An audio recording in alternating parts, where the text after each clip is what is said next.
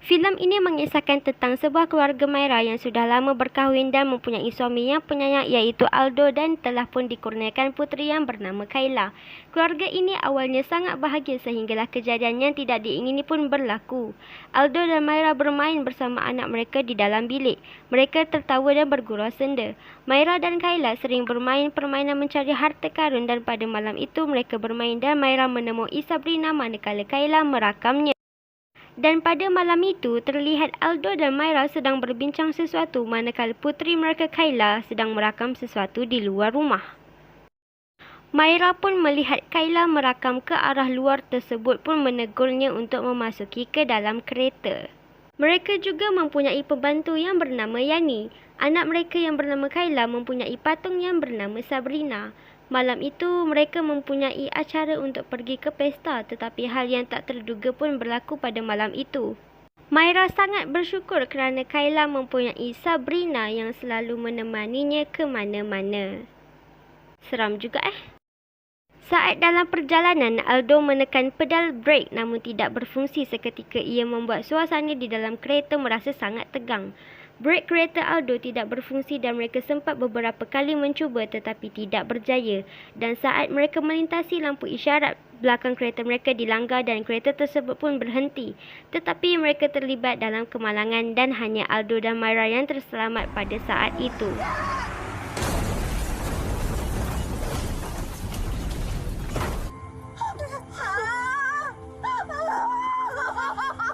Puteri mereka Kayla mati akibat dilanggar lori. Acara pengebumian puteri mereka telah pun selamat dan kita boleh lihat Myra sangat sedih dan kesulitan untuk menerima takdir bahawa puteri mereka yang satu-satunya telah pergi meninggalkan mereka.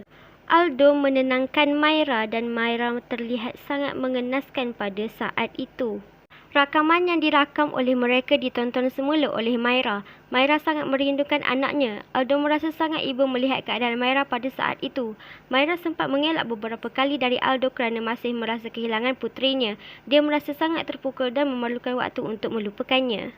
Pada malam itu mereka menyambut hari ulang tahun Mimin tak tahu, tapi kat sini Aldo suruh anak dia untuk kembali mencerikan ibunya.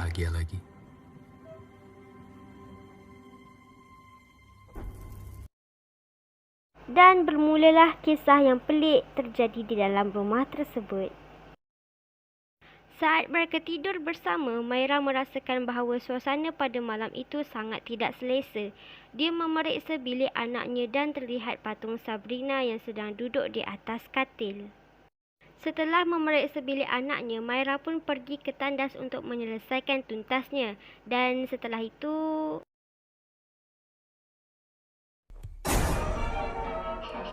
Myra terkejut saat televisyen tiba-tiba menyala dengan sendirinya. Ia merasakan bahawa Kayla masih hidup dan ada bersamanya kerana TV tersebut mengeluarkan rancangan kegemaran anaknya. Myra menjelaskan kepada suaminya bahawa televisyen di ruang tamu tersebut menyala dengan sendirinya tetapi suaminya berkata tiada. Suaminya pun mengajak Myra masuk semula ke dalam bilik dan tidur. Pada pagi itu, Aldo menulis surat kepada Myra bahawa dia pergi ke tempat kerjanya dengan awal dan telah memanggil kawan baik Myra untuk melawatnya. Dan setelah itu, kawan baik Myra pun telah sampai ke rumah Myra. Dia juga turut bersimpati atas kehilangan Kayla dan dia memberi semangat kepada Myra. Bukan itu sahaja, dia juga memberi sesuatu kepada Myra agar Myra merasa sedikit lega atas pemberiannya itu. Setelah itu, mereka masuk ke dalam bilik Kayla dan kawan Myra mendapat idea yang sangat baik. Kawan Myra mengajak Myra untuk memanggil roh anaknya tetapi Myra tidak percaya dengan hal tersebut. Yani pun tiba-tiba datang secara mengejut dan memberitahu untuk tidak melakukan hal tersebut. Tetapi Myra juga tidak percaya dengan hal tersebut. Kawan baik Myra hanya ketawa saat mendengar hal tersebut dari Yani dan dia mengajak Myra untuk keluar menenangkan fikirannya. Saat mereka berada di luar, Myra memperhatikan kanak-kanak perempuan yang bermain bersama ibu bapanya. Kawan baik Myra yang melihatnya mendapat idea dan mengajak Myra untuk melakukan pemanggilan arwah Kayla. Myra tampak berfikir dengan panjang dan dia pun melakukan hal tersebut dengan kawan baiknya. Myra dan kawan baiknya terus-menerus mencari info tentang pemanggilan arwah tersebut dan malam itu mulailah upacara mereka. Mereka meletakkan patung Sabrina tersebut di tengah-tengah sekeliling lilin api dan Myra pun menyanyi lagu tersebut.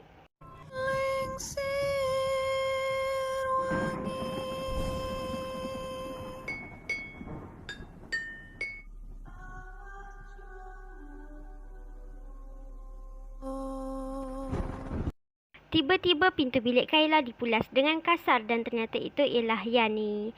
Yani sangat terkejut melihat mereka yang sedang memanggil roh arwah tersebut dan mereka tidak sedar bahawa patung tersebut telah pun dirasuki oleh roh Kayla.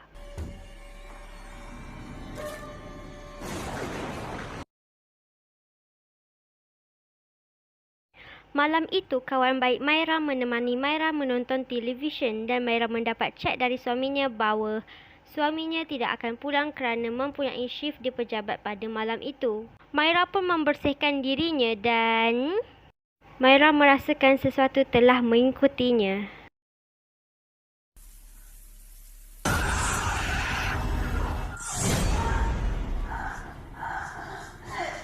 Myra merasa sangat terkejut dan mengajak kawan baiknya untuk menginap di rumahnya pada malam itu. Dan pagi pun tiba, kawan baik Myra harus pulang ke rumahnya kerana telah membuat keadaan Myra merasa lebih lega. Dan setelah itu Myra pun menyidai pakaiannya di luar, tetapi hal yang tak dijangka berlaku di depan matanya. Dia melihat roh anaknya dan dengan cepat berlari memasuki bilik Kayla. Patung Sabrina yang berada di atas katil tiba-tiba memegang sebuah kad yang bertulis main. Dan tiba-tiba muncullah Aldo. Aldo yang baru pulang ke rumah dan mendapati bahawa Myra sedang berada di dalam bilik anaknya Kayla yang sedang memegang kad itu. Aldo merasa Myra merasa semakin tertekan akibat Kayla. Aldo menelefon seseorang untuk mengubati Myra dan memberitahu Myra saat Myra sedang berada di dalam biliknya. Tetapi Myra mengatakan bahawa hal itu ialah benar, tetapi suaminya tidak percaya dan menganggap bahawa ianya hanya satu ilusi. Myra pun mula sedar dan membantu Aldo memilih pakaian Aldo, tetapi muncullah patung Sabrina lagi di sebelah Myra. Myra sangat terkejut dengan kehadiran Sabrina yang berada di atas tersebut. Myra mendengar bunyi sesuatu di bilik bawah dan dia pun mula masuk setelah membuka lampunya. Akan tetapi dia melihat hal yang aneh di atas lantai dan saat itu dia merasakan bahawa ada seorang anak kecil memeluknya dari belakang dan Myra pun mula menjerit.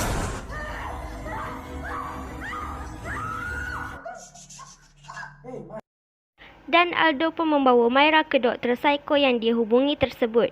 Doktor tersebut menyarankan untuk membawa Myra pergi bercuti untuk beberapa hari agar dia dapat menenangkan fikirannya. Aldo pun mula bersetuju dengan rancangan tersebut dan segera membawa Myra pergi bercuti. Dan pada malam itu terjadi lagi hal yang menghantui Myra. Myra terkejut saat melihat rancangan di TV tersebut ialah rancangan kegemarannya Kayla. Myra melihat ke arah luar dan mendapati ada nombor 26 di atas pasir tersebut. Myra tertanya-tanya apakah kaitan nombor tersebut dengan dirinya dan saat itu mata Myra melihat roh anaknya yang berada di tepi kolam. Dan saat mata Myra melihat ke atas, roh anaknya pun melompat dan menggelamkan Myra ke dalam kolam. Aldo dengan cepat melompat ke dalam kolam tersebut dan menyelamatkan Myra. Myra terlihat sangat tertekan dan Aldo memanggil beberapa saudara terdekatnya untuk menjenguk Myra. Melihat keadaan Myra, saudaranya pun menghubungi Bu Laras. Mereka menuju ke Bandung dan meminta pertolongan dari Bu Laras, tetapi Bu Laras tidak mahu menolongnya kerana hal masa lalu yang masih terikat dengannya. Dia takut tidak dapat menyelamatkan keluarga mereka seperti keluarganya sendiri. Tetapi Myra merayu kepadanya agar mahu menolongnya kerana dia tidak kuat dengan hal tersebut. Bu Laras tersebut menceritakan hal tersebut serta alasan mengapa dia tidak mahu menolong kerana masa lalunya yang sangat mengenaskan dan dia sendiri tidak dapat menyelamatkan keluarganya.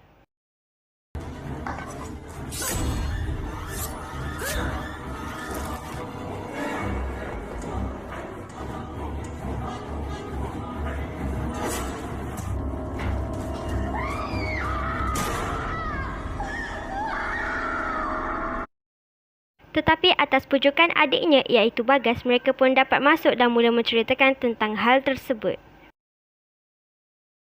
Myra mula menceritakan hal tersebut yang berawal dari kawan baiknya sehingga dia mendapat cakaran di belakang badannya.